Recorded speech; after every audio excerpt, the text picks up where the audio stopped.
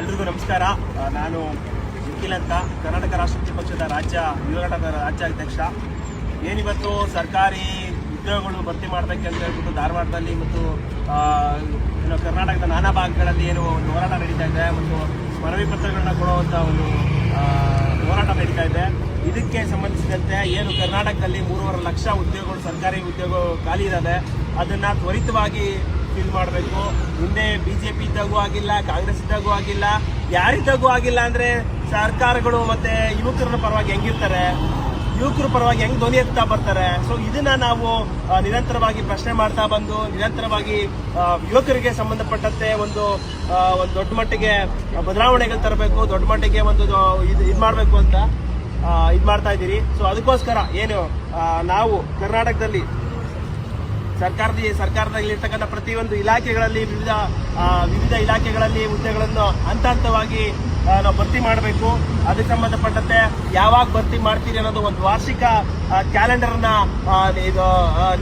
ಬಿಡುಗಡೆ ಮಾಡಬೇಕು. ಆ ಬಿಡುಗಡೆ ಮಾಡಿದ ಸಂದರ್ಭದಲ್ಲಿ 6 ತಿಂಗಳದ ಒಳಗಡೆ ಒಂದು ನೇಮಕಾತಿಗಳನ್ನ ಮಾಡಬೇಕು. ನೇಮಕಾತಿಗಳನ್ನ ಮಾಡಿ ಫಿಲ್ ಮಾಡಬೇಕು. ಮತ್ತೆ ಪಾರದರ್ಶಕ ಮತ್ತು ಕಾನೂನುಬದ್ಧವಾಗಿರಬೇಕು.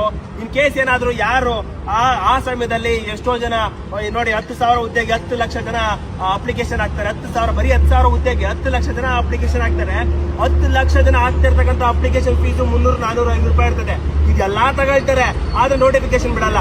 ಸೊ ಅದಕ್ಕೋಸ್ಕರವಾಗಿ ನಾವು ಏನು ಕರ್ನಾಟಕ ರಾಷ್ಟ್ರೀಯ ಪಕ್ಷ ಮತ್ತೆ ಇಲ್ಲಿನ ಸ್ಥಳೀಯ ಯುವಕರುಗಳ ಜೊತೆ ಸೇರ್ಕೊಂಡು ಏನು ಸರ್ಕಾರ ಯುವಕರ ಪರವಾಗಿರಬೇಕು, ಅದೇ ಹೇಳ್ತಾ ಇದೀನಿ. ಯುವಕರು ಏನಾದ್ರೂ ಧ್ವನಿ ಎತ್ತಿದ್ರೆ, ಯುವಕರೇನಾದ್ರೂ ಎಚ್ಚೆತ್ಕೊಂಡ್ರೆ ನಿಮ್ ಬಂಡವಾಳ ಏನು ಬೈಯಲ್ಲ.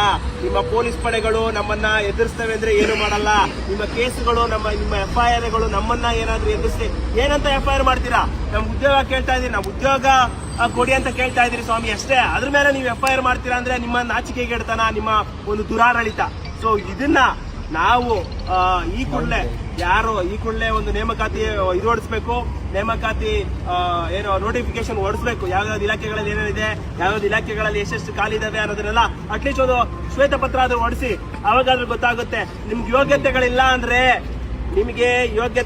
ಅಂದ್ರೆ ಸರ್ಕಾರ ನಡೆಸೋ ಯೋಗ್ಯತೆಗಳಿಲ್ಲ ಅಂದ್ರೆ ದಯವಿಟ್ಟು ಕುರ್ಚಿ ಖಾಲಿ ಮಾಡಿ. ನಿಮ್ಗೆ ಆ ಯೋಗ್ಯತೆಗಳು ಬೇಕಾಗಿಲ್ಲ. ನಿಮ್ಗೆ ಆ ಕುರ್ಚಿಯಲ್ಲಿ ಕುತ್ಕೊಳ್ಳೋದಕ್ಕಂತ ಯೋಗ್ಯತೆಗಳು ಇಲ್ಲ.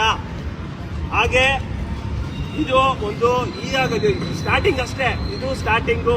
ಜನರು ಇನ್ನ ಎಚ್ಚೆತ್ಕೊಳ್ತಾರೆ, ಯುವಕರು ಎಚ್ಚೆತ್ಕೊಳ್ತಾರೆ.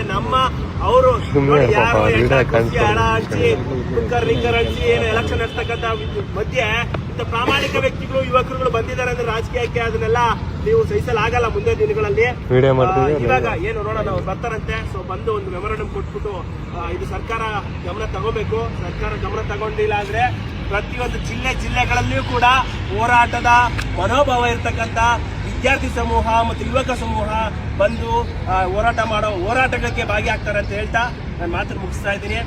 ಎಲ್ರಿಗೂ ಒಳ್ಳೆಯದಾಗಿ. ಜೈ ಹಿಂದ್, ಜೈ ಕರ್ನಾಟಕ, ಜೈ KRS.